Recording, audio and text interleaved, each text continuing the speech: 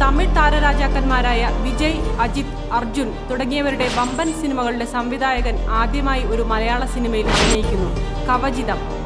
മാധവ് ഫിലിംസിന്റെ ബാനറിൽ ലോഹിത് മേനോൻ നിർമ്മിക്കുന്ന ഈ ചിത്രത്തിന്റെ സംവിധാനം നിർവഹിക്കുന്നത് നവാഗതനായ മഹേഷ് മേനോനാണ്.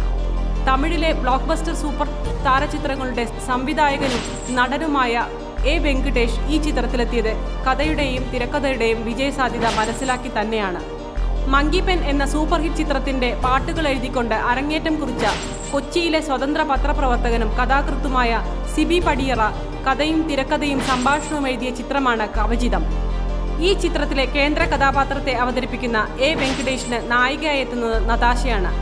വിനീത്, റോബിൻ, ലോഹിത് മേനോൻ, ബേബി അങ്കിത തുടങ്ങിയവരാണ് മറ്റു താരങ്ങൾ. പുതിയ തലമുറയിലെ ശ്രദ്ധേയനായ എഡിറ്റർ ലിൻസൺ റാഫേലാണ് ഈ ചിത്രത്തിന്റെ എഡിറ്റിംഗ് നിർവഹിച്ചിരിക്കുന്നത്. ചിത്രത്തിന്റെ cameraman Chandrabose, production controller Mohanji ആണ്.